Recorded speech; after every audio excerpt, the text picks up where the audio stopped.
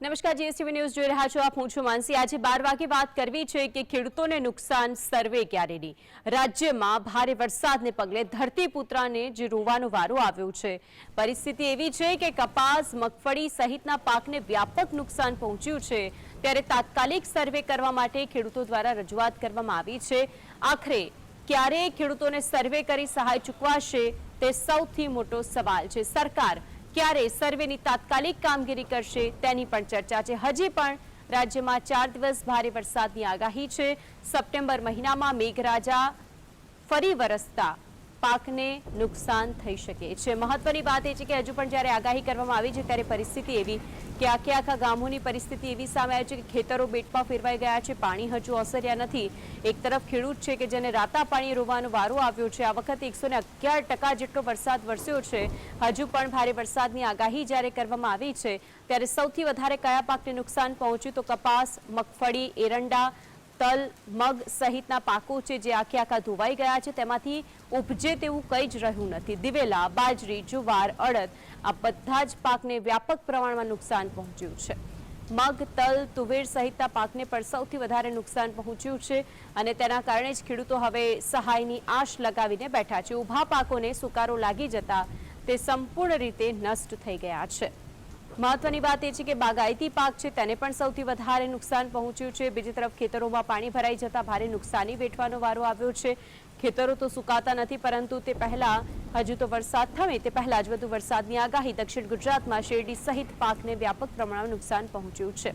આ પરિસ્થિતિની વચ્ચે હવે જે પણ ખેડૂત છે તેનું એ કહેવું છે કે ખેતરો જ્યારે બેટમાં ફેરવાઈ ગયા છે, આખા ખેતરો ધોવાઈ ગયા છે, પાક બળીને નષ્ટ થઈ ગયું છે અને જો હજુ પણ સર્વે નહીં કરવામાં આવે તો પછી જ્યારે સર્વેની ટીમ આવે ત્યારે પાણી ઓસરતા સાચો સર્વે થતો નથી।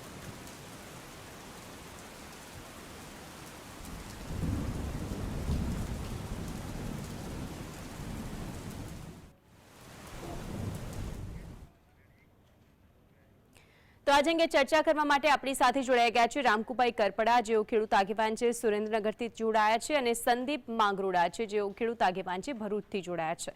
આ બંનેનું સ્વાગત છે જીએસટીવીની અંદર। રામકુભાઈ, સૌથી પહેલા આપની પાસે આવવા માંગુ છું।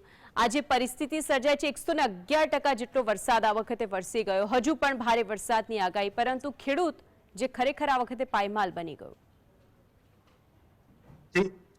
સુરેન્દ્રનગર જિલ્લાના આખા જિલ્લામાં જે 25, 26 અને 27 નો જે વરસાદ થયો છે એ વરસાદ 100% વરસાદ પડી ગયો છે અને એના કારણેથી જે ખેડૂતોને મુખ્ય પાક આ સુરેન્દ્રનગર જિલ્લાનો મુખ્ય પાક કપાસ છે, બીજા બાગાયત છે, એટલે તમામમાં પવન, વાવાઝોડું અને વરસાદ બેના કારણે એટલો બધો જે વાવાઝોડાના કારણે બાગાયતમાં મોટામાં મોટું નુકસાન થયું, સામે કપાસમાં પણ મોટામાં મોટું નુકસાન થયું છે। કપાસ સિવાયના જુવાર છે, બાજરી છે, મગફળી છે, તલ છે, એરંડા છે અને અડદ અને જે કઠોળ પાકો છે, તલ છે, એ તમામ નષ્ટ પામ્યા છે।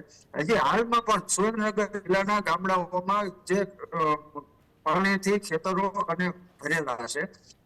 સર્વેમાં જે કૃષિ મંત્રી અમારે અહીંયા સુરેન્દ્રનગર જિલ્લામાં આવેલા અને આવીને એમને કીધું કે સર્વે કરવાની કામગીરી કરવામાં આવશે, પણ ક્યારે કરવામાં આવશે? સર્વે કરવાની કામગીરી હજી તો કોઈ કામ ચાલુ કરવામાં નથી આવ્યું। આજ અઠવાડિયું થયું તો અઠવાડિયા સુધી હજી કોઈ પણ આયોજન કરવામાં આવ્યું નથી। ત્યારે એક બાજુ ખેડૂતો આશ લઈને બેઠા છે કે અમને કઈ યોજના પ્રમાણે આપશે। પાક વીમા પ્રધાનમંત્રી ફસલ વીમા યોજના બંધ છે, મુખ્યમંત્રી કિસાન સહાય યોજના પણ બંધ છે। ત્યારે ખેડૂતોને જે આ છે અત્યારે ફક્ત સરકાર જે બોલે છે, કૃષિ મંત્રી બોલ્યા એમાં પાકનું બોલ્યા છે, પણ જે મોટો મુખ્ય પ્રશ્ન છે જમીન ધોવાનો છે અને એ સિવાયના જે ખેડૂતનો છે એનું પશુપાલન છે। એટલે જમીન ધોવાણ અને પશુપાલન આ બે બાબતની કોઈ પણ વાત કરી નથી।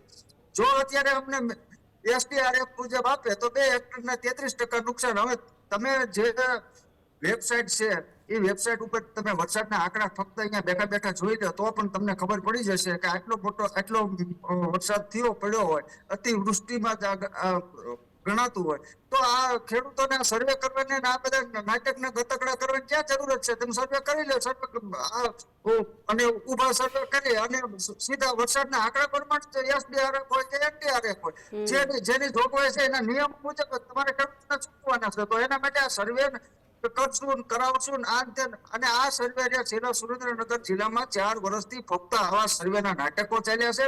ફક્ત ઓફિસમાં બેઠા બેઠા સર્વે કરવામાં આવ્યા છે અને ખેડૂતોને એક પણ રૂપિયો આપવામાં આવેલ નથી. મુખ્યમંત્રી કિસાન સહાય યોજનામાં પણ એ વખતે 2021માં પણ અમને પણ 1 રૂપિયો સુરેન્દ્રનગર જિલ્લાના ખેડૂતોને ચૂકવવામાં આવેલ નથી.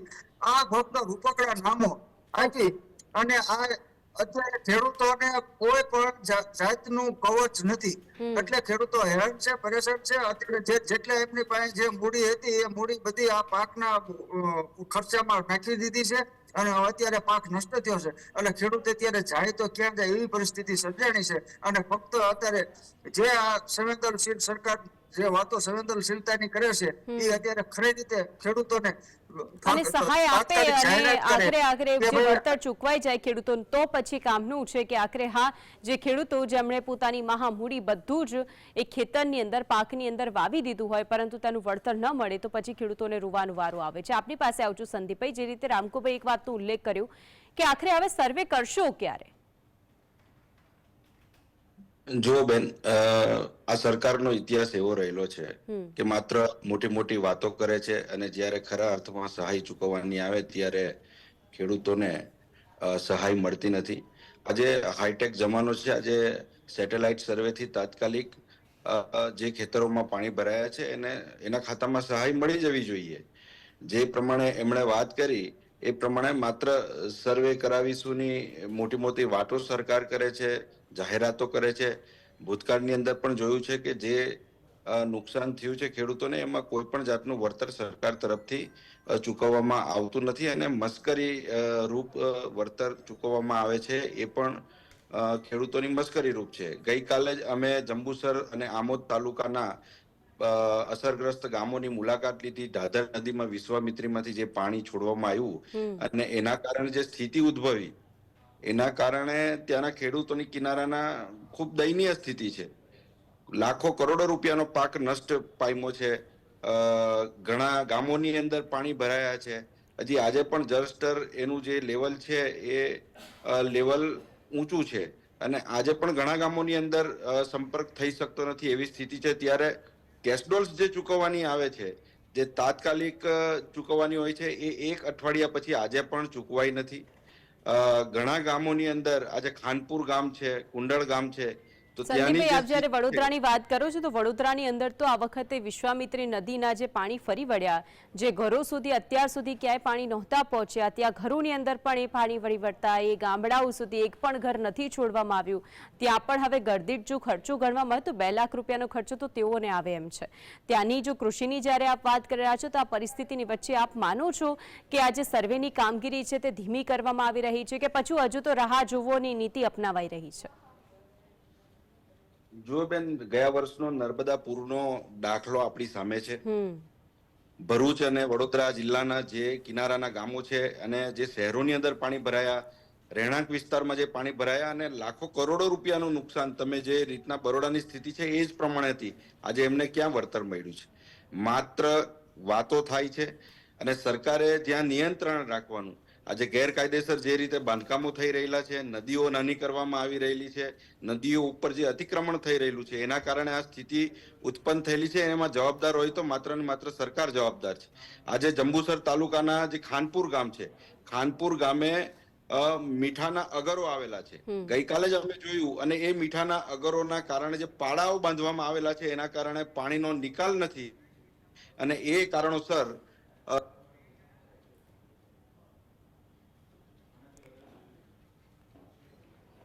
તો આખરે ગુજરાતની અંદર જે રીતે ખેડૂતોની સંખ્યા છે, ગુજરાતના કેટલા ગામડા પૂરથી પ્રભાવિત છે તો 40,000 જેટલા પ્રભાવિત છે. રામકુભાઈ, આપની પાસે આવજો. જે રીતે સંદીપભાઈ વાત કરી રહ્યા હતા, એક તરફ નદીઓ નાની કરવી, જળાશયોની આ પરિસ્થિતિ છે, એમાં પણ જોયું હશે આપણે કે પાડાઓ તો એવા બનાવવામાં આવે છે કે પાડાઓ તૂટી જાય છે, તેના કારણે આખા ખેતરો બેટમાં ફેરવાઈ જતા હોય છે. સરકારની કેટલી યોજનાઓ છે પરંતુ ખેડૂતને શું લાભ છે? એ બાબતમાં એ બાબતમાં સરકાર સંવેદનશીલ નથી. જે કામ કરવાનું હતું એ પ્રમાણે કામ થતું નથી. ફક્ત કાગળ ઉપર અને ફાઇલો ઉપર જ આ કામ થાય છે.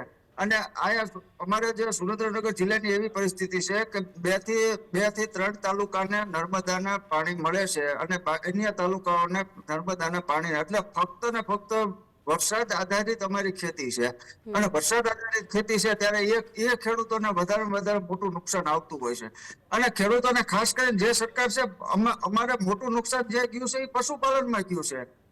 એ સિવાયના અમારા જે મકાનોના બાંધકામ જે વાડીઓમાં છે, અને અમારા જે ખેડૂતો છે એ મોટા પ્રમાણમાં વાડીઓમાં જ વસવાટ કરતા હોય છે. એટલે એ લોકોને વધારે નુકસાન થયું છે. અમારા ટ્રેક્ટરો હજી પણ પાણીમાં ડૂબેલા પડ્યા છે, એ પણ બહાર નીકળી શકેલ નથી. એટલે આ જે નદીઓ છે, એ નદી અમારે જે મુખ્ય નદી ચોટીલા અને થાનગઢ સાયલાની જે ભોગાવો નદી છે અને સુરેન્દ્રનગરને જે ધોળી ધજામાં મળે છે, એ ભોગાવો બે કાંઠે જવાના કારણે અને જે આ ભોગાવાની અંદર જે અત્યાર સુધી દબાણ થયા છે, અને એ દબાણના કારણે, કારણ કે અહીંયા ખનિજ માફિયાઓના એટલા બધા સુરેન્દ્રનગર જિલ્લામાં દબાણ છે કે એમને નદીઓનું મૂળ નથી રવા દીધું કે અહીંયા નદી છે કે નથી. એટલે જે અમારું જે ખનન છે રેતીનું, એ મોટા પ્રમાણમાં ખનિજ માફિયાઓ કરી ગયા છે. અને એના કારણે અત્યારે જે પાણીના પૂર છે એ ખેતરોમાં ફરી વળે છે. અને જે પાણીનો સંગ્રહ થવા પડે, જે ખેતીના કુવામાં બોરમાં પાણીનો અમને મળવું પડે. સુરેન્દ્રનગરની રામકુભાઈ પરિસ્થિતિ એવી છે કે ધોળીધજા ડેમમાં તો પૂરેપૂરું પાણી છે, છતાં પણ વેચાતું પાણી લેવા માટે સુરેન્દ્રનગર વાસીઓ મજબૂર બન્યા છે. સુરેન્દ્રનગર અમારે તો સૌરાષ્ટ્રની આખી જે અમારે ઢાકી યોજના પછી અમારે ધોળી ધજામાંથી સૌરાષ્ટ્રમાં આખામાં ઠેક દ્વારકા સુધી, આમ પોરબંદર અને આમ કચ્છ સુધી પાણી જે જાય છે. પણ અહીંના અમે તો કુવા કાંઠે તરસ્યા ખેડૂતો બેઠા છીએ. અમારે સૌની યોજના જે છે એ સૌની યોજનામાંથી એક પણ તળાવ કે ચેક ડેમ ભરી દેવામાં આવતા નથી. અમને પાણી ફક્ત અમને જે ફાયદો મળે છે એ પાટડી તાલુકો અને લખતર ને ધાંગધ્રા તાલુકા, 3 તાલુકામાં મહદઅંશે ફાયદો નર્મદાનો કેનાલ મારફત મળે છે. બાકીના જે છે એ સૌની યોજનાથી ભરાયો છે. પણ સૌની યોજનાને આ ખાલી ફક્ત વાતો થાય છે, એના ખાતમુહૂર્તો થાય છે, બધું થાય છે. પણ આજ દિન સુધી એક પણ ચેક ડેમ કે એક પણ તળાવ સૌની યોજનામાંથી ભરવામાં આવતા નથી. અહીંથી અમારી જમીનના પેટાળમાંથી દ્વારકા સુધી, કચ્છ સુધી પાણી પહોંચે છે. પણ એક થાનગઢ, ચોટીલા, મૂળી, સાયલા, લીંબડીના ખેડૂતોને પાણી નથી મળતું. એ પણ અમારી, અમે તો એમ ગણ્યું છે કે અમારી કપનસીબી છે કે આ પાણી જો અમારા જમીનના પેટ્રોલમાંથી જો લાઈનો જતી હોય, 2 પાઇપલાઈનો, પણ અમને જો ટીપું પાણી ન મળતું હોય, અને પાછા એમાં તમને કહું કે કોઈ પકડાઈ ગયા ચોરી કરતા તો ખેડૂતો માટે પાછા થાય છે. પાછાના કેસે ત્યાં છે ખેડૂતો માટે દંડ પણ કરોડો રૂપિયાના દંડ આવ્યો છે કે એની જમીન વેચે તો દંડ ભરી શકે છે. એને 5 લાખની જમીન છે, એને 50 લાખ રૂપિયાનો દંડ છે. આવા તો 300 ખેડૂતો ઉપર, મૂળી તાલુકાના 300 ખેડૂતો ઉપર દંડ ફટકારવામાં આવ્યા છે. અને જો તમે નહીં કરો તો મિલકત, અત્યારે કોર્ટે મિલકત જપ્ત કરવાના વોરંટ કાઢ્યા છે. ઈ જો જપ્ત નહીં થાય તો પાછળના વોરંટ કાઢવાના છે. તો આ ખેડૂતો પાણી ચોરી, તો ખેડૂતો જાય ક્યાં પાણી માટે? તો એના બાળક સમાન પાકને બચાવવા માટે ખેડૂત શું કરે? તો એને આ લોકો ચોરી ગણે છે કે ભાઈ પાણી ચોરી ખેડૂતો કરી જાય છે.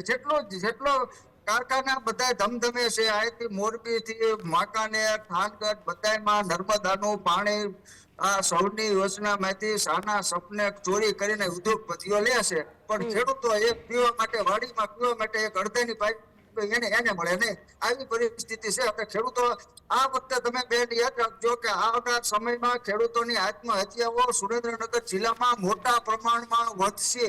અને આ આંકડો જો ને, એ આંકડો અત્યાર સુધીમાં જે વર્ષોમાં નથી એવો મોટો આંકડો આવવાનો છે કે જે ખેડૂતો આત્મહત્યા કરશે. જી સંદીપભાઈ, 350 કરોડનું રાહત પેકેજ આ પહેલા કૃષિ મંત્રીએ જાહેર કર્યું હતું, જે તે સમયે જ્યારે ભારે વરસાદની સ્થિતિ સામે આવી હતી. હજુ પણ આગામી સમયની અંદર ભારે વરસાદ વરસવાનો છે તેવી હવામાન વિભાગે આગાહી કરી છે.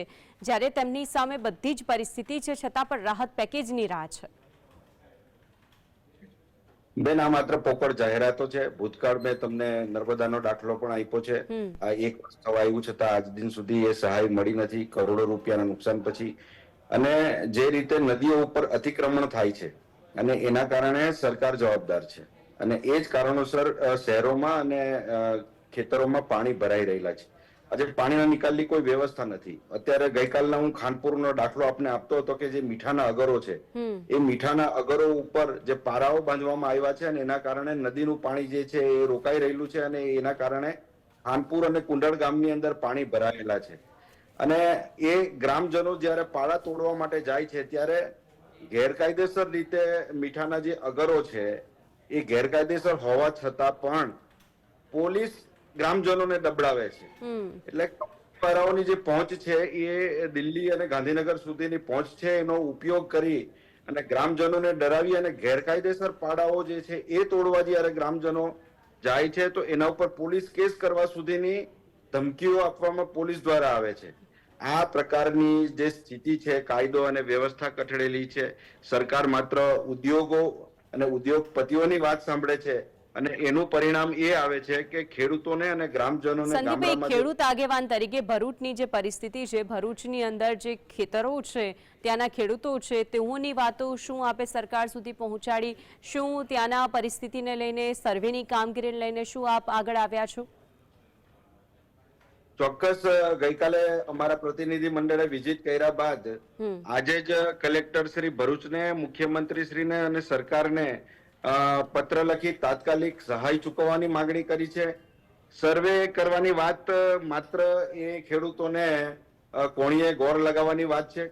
મેં કીધું એમ કે જ્યાં પાણી ભરાયા છે, સેટેલાઇટ સર્વે થી આજે ખબર પડી જાય છે કે કયા સર્વે નંબરમાં પાણી ભરાયા છે. તાત્કાલિક સહાય ચૂકવી દેવી જોઈએ. પણ આ માત્ર સમય બગાડવાની વાત છે અને ખેડૂતોનો જે આક્રોશ છે, ગ્રામજનોનો જે આક્રોશ છે, અસરગ્રસ્તોનો જે આક્રોશ છે એને ઠંડો પાડી અને સરકાર સહાયમાંથી છુટકારો મેળવવાનો આ એની પરંપરા ભાજપની સરકારની રહેલી છે અને એ જ પ્રમાણે વર્ષોથી કામ કરતી આવી છે. આમાં નુકસાન આખરે ખેડૂતોને વેઠવાનું આવે છે અને ખેડૂત સ્વયં જ્યાં સુધી જાગૃત નહીં થાય, ગ્રામજનો જાગૃત નહીં થાય, લોકો જાગૃત નહીં થાય અને સરકાર અને સત્તાની સામે બાયો નહીં ચડાવે ત્યાં સુધી આ સત્તા કે શાસન સુધરવાનું નથી. એ વાત નિશ્ચિત છે. રામકુભાઈ, સુરેન્દ્રનગરની અંદર આજે જ્યારે ખેડૂત સંમેલન મળ્યું હતું તેની અંદર બધા જ આગેવાનો પણ જોડાયા હશે. સરકાર સામે આપે કહ્યું છે કે તાત્કાલિક સહાય ચૂકવવામાં આવે, નહીં તો પછી આંદોલનના માર્ગે અમે જઈશું, કારણ કે આપ સર્વે તો ઓફિસમાં બેઠા બેઠા કરો છો, વાસ્તવિક પરિસ્થિતિ તો જોતા જ નથી. અમે સુરેન્દ્રનગર જિલ્લાના કાલે સુરેન્દ્રનગર જિલ્લો, મોરબી જિલ્લો અને બોટાદ જિલ્લાના જે ખેડૂત આગેવાનો હતા એના મૂળી તાલુકામાં કાલે એનું સંમેલન હતું ગઈકાલે. અને અમે એક રણનીતિ ઘડી રાખી છે કે કઈ રીતે આપણે આંદોલન કરવું, કઈ રીતે, પણ હજી અત્યાર સુધી સરકારે કોઈ આ બાબતનો એનો જે હુકમ કરવો પડે કે આ રીતે અમે ચૂકવશું કે ભાઈ SDRF મુજબ, NDRF મુજબ પાક ધોવાણને એમાં લેશું, પશુપાલનને એમાં લેશું, પણ આવી કોઈ જાહેરાત કરી નથી. એટલે અમે આવનાર 4 તારીખે મોટી સંખ્યામાં સુરેન્દ્રનગર જિલ્લામાં કલેક્ટર કચેરી, ખેતીવાડી અધિકારી અને એને સામે જે અમારા બગડેલા, હજી સર્વેની કામગીરી અમારે શરૂ થઈ નથી, ત્યારે જે અમારા બગડેલા પાકો છે એ પાકોને લઈ અને ખેડૂતો તે માળુદ ચોકડીથી ચાલી અને પછી કલેક્ટર કચેરી સુધી જવાનું અત્યારે અમે આયોજન ગઈકાલે કર્યું છે. અને આ બધા આગેવાનો અત્યારે અમે ખેડૂતોને એકત્રિત કરવા માટે થઈ અને ખેડૂતોના થઈ અને અમારી જે ટીમ છે એ કામે લાગી છે કે આવનાર 4 તારીખે મોટી સંખ્યામાં ખેડૂતો સુરેન્દ્રનગર જિલ્લા કચેરીએ ઉપસ્થિત રહે, એના માટે થઈને અમારા માણસો કામ કરે. પણ અમે રજૂઆત કરવાના છે અને ઉગ્ર આ વખતે અમે એટલી ઉગ્ર રજૂઆતો કરવાની છે અને સરકારને દબાણ પણ લાવવાના છે કે ભાઈ આ અમને છેલ્લા 4 વર્ષથી મુખ્યમંત્રી કિસાન સહાય યોજનામાં પણ 1 રૂપિયો એ વખતે પણ નથી આપેલો. 4 વર્ષથી સુરેન્દ્રનગર જિલ્લાના ખેડૂતોને 50 પૈસા પણ સહાય આ સરકારે અતિવૃષ્ટિમાં નથી આપી અને અનાવૃષ્ટિમાં પણ નથી આપી. ત્યારે હવે ખેડૂતોને એકત્રિત થવા માટે થઈ અને થયા છે આગેવાનોને બધા સાથે કાલે વાત થઈ ગઈ છે. 4 તારીખે અમે આયોજન સુરેન્દ્રનગર જિલ્લામાં કલેક્ટર કચેરી અને ખેતીવાડી અધિકારી સમક્ષ અમે મોટી સંખ્યામાં ખેડૂતો લઈ જવાના છે અને રજૂઆતો કરવાના છે. એ પહેલા આ જે સરકાર છે એ જાહેરાત શું કરે છે એની અમે રાહ જોઈ બેઠા છે, એટલે મેં 2 દિવસ મોડું કર્યું છે. એ જાહેરાત જે કરે એને એ પ્રમાણે અમે સામે લડત આપશું. જી સંદીપભાઈ, જે રીતે એસડીઆરએફના ધારાધોરણો પ્રમાણે સહાય ચૂકવવામાં આવતી હોય છે તે પછી રાજ્ય સરકારના ભંડોળમાંથી સહાય ચૂકવાય છે, પરંતુ જે ખેડૂતોને હેક્ટર દીઠ સહાયની ચૂકવણી કરવામાં આવે છે ત્યારે ખેડૂતો તો કહી રહ્યા છે કે જેટલું તેઓ સહાય ચૂકવે છે તેનાથી વધારે તો તેઓનો ખર્ચ પડી જતો હોય છે, તેમને તેમાંથી કશું મળતું જ નથી. મારી બાબત એ છે કે જે ડિઝાસ્ટર મેનેજમેન્ટના જે આંકડા છે વરસાદના સરકારને વેબસાઇટ જ જોઈ લેવાની છે. ફક્ત આ સર્વે કરવાનું, સર્વે આમાં એવું છે બેન કે એસડીઆરએફ અને એનડીઆરએફ ના જે કઈ નીતિ નિયમો છે, એ નીતિ નિયમો મુજબ સહાય તાત્કાલિક ચૂકવાવી જોઈએ. મેં અગાઉ પણ કીધું એમ કે સેટેલાઇટ સર્વે છે તમારી પાસે, અને સેટેલાઇટ સર્વેના આધારે તાત્કાલિક એના ખેડૂતોના ખાતામાં પૈસા આવી જવા જોઈએ. રહી વાત અપૂરતી સહાયની, તો એના જે નિયમો છે એ મુજબ જે મોટા ખેડૂતો છે જેનું નુકસાન વધારે થયું છે એવા ખેડૂતોને 2 હેક્ટરની મર્યાદાની અંદર આ સહાય ચૂકવવામાં આવે છે, જે પર્યાપ્ત નથી હોતી અને એના કારણે ખેડૂતોએ નુકસાન વેઠવાનું આવે છે. રહી વાત ખેડૂતોને નુકસાનીના અંદાજની, તો સરકાર જે વિલંબ કરે છે એ વિલંબના કારણે એના ખેતરોમાંથી પાણી ઓસરી જાય છે અને એ વખતે જે નુકસાન છે એ નુકસાન 33% સંદીપ, એક સામાન્ય ભાષામાં આપણે આને સમજીએ કે એક હેક્ટર દીઠ કોઈ પણ ખેડૂત પોતાનો પાક વાવે છે તો તેનો પાક વાવવાથી લઈને લણણીથી લઈને માર્કેટ સુધી પહોંચાડવા સુધીનો ખર્ચ શું હોય છે, અને જો આવી પરિસ્થિતિ સર્જાય તો પછી હેક્ટર દીઠ જે સરકાર સહાય ચૂકવે છે તે વચ્ચેનો ડિફરન્સ કેટલો પડે છે? બેન, ખૂબ મોટો ડિફરન્સ છે. એની તો વાત જ નહીં થાય. સરકારની સહાયથી ખેડૂત ક્યારેય ઉભો થઈ શકે એવી સ્થિતિમાં જ નથી. સરકાર માત્ર વાતોના વડા કરે છે. સહાય અપૂરતી છે. આ એસડીઆરએફ અને એનડીઆરએફ ની સહાયથી ક્યારેય ખેડૂત ઉભો નહીં થઈ શકે. એને 100% પૂરેપૂરું વળતર નહીં ચૂકવવામાં આવે. અને બીજું કે સર્વે જે કરવામાં આવે છે એ સર્વે જ પ્રાથમિક દ્રષ્ટિએ જ ખોટું કરવામાં આવે છે કે જેથી સરકાર એની જવાબદારીમાંથી મુક્ત થઈ શકે અને ખેડૂતને સહાયથી વંચિત રાખે, અને સરકાર એની જવાબદારી માંથી હાથ ખંખેરવાનો પ્રયત્ન સર્વેમાં જ કરવામાં આવે છે. આજે 33% નીચેનું નુકસાનીનો અંદાજ બતાવી અને ખેડૂતોને જ સહાયથી વંચિત રાખવાનું એનું કાવતરું જ આ સરકારના અધિકારીઓ કરતા હોય છે સરકારના ઈશારા ઉપર. અને નુકસાનીનો અંદાજ જે છે એ ચોક્કસ આંકવામાં આવતો નથી, અને એ ખોટા આંકડાઓ અને ખોટા સર્વે બતાવીને ખેડૂતોને સહાયથી વંચિત રાખવામાં આવે છે. જ્યારે સાચો સર્વે અત્યારે જ્યારે પાણી ભરાયા છે ત્યારે સેટેલાઇટ સર્વેથી મળી જાય છે, અને એના આધારે જ તાત્કાલિક એસડીઆરએફ અને એનડીઆરએફ ના નિયમો મુજબ તો એ લોકો ચૂકવી જ શકે છે અત્યારે, એમાં કોઈને પૂછવાની જરૂર નથી. પણ એ નથી કરવામાં આવતું. એની પાછળનું કારણ એ છે કે ખેડૂતોને સરકાર ખરા અર્થમાં સહાય ચૂકવવા માંગતી નથી કે એને મદદરૂપ થવા માંગતી નથી. રામકુભાઈ, જે રીતે પહેલા તો પ્રધાનમંત્રી ફસલ વીમા યોજના હતી, ખેડૂત થોડો આશ્વસ્ત હતો કે જે કંઈ પણ તે ભરે છે તેમાંથી તેને કંઈક મળશે, તે પછી આ યોજના બંધ થઈ ગઈ. તે પછી સરકારની ઘણી બધી યોજનાઓ જે ખેડૂતોના નામે, પરંતુ શું આપ માનો છો આ બધી યોજનાથી ખેડૂત સદ્ધર થયું છે ખરો? પાક વીમા જે યોજના હતી એમાં અમારા જે સુરેન્દ્રનગર જિલ્લાના બોડી તાલુકો અને ધાંગધ્રા તાલુકાના અમને મળવા પાત્ર જે હેક્ટરે 67,000 રૂપિયા જે મળવા, એના ફક્ત અમને પાક વીમા યોજનામાં 1,000 રૂપિયા ચૂકવવામાં આવ્યા છે. અમારા એ સિવાયનું 2020માં આ યોજના બંધ કરવામાં આવી. એ 2020માં યોજના જે બંધ કરવામાં આવી ત્યારે અમારા જે પ્રીમિયમ તો લઈ લીધા, એ પ્રીમિયમ પણ હજી અમને પાછા નથી આપ્યા. જે સરકારે બેંક નક્કી કરી, જે પાક વીમાની કંપની છે એ તો સરકારે નક્કી કરી છે, અને સરકારે જે નક્કી કરી છે એમાં અમારા ખેડૂતોને પ્રીમિયમ 2020ના અમે ભરેલા છે, 2021ના. તો એ આ લોકોએ યોજના આખી બંધ કરી નાખી, પણ એ અમારા પ્રીમિયમના પૈસા પણ નથી આપ્યા. અમારા જે 67,000 રૂપિયા અમને 2019-20નો પાક વીમો મળવા પાત્ર હતો સરકારના નિયમો મુજબ, પાક વીમા કંપનીના નિયમો મુજબ, એમાં ફક્ત અમને 1,000 રૂપિયા ચૂકવવામાં આવ્યા છે. ત્યારે અને તુરંત મુખ્યમંત્રી કિસાન સહાય યોજનાના અમલમાં મૂકી, મુખ્યમંત્રી કિસાન સહાય અમલમાં મૂકીને એની પાછળ કરોડો રૂપિયાનો ખર્ચો કર્યો, જાહેરાતોમાં, બેઠકો કરવામાં સરકારે.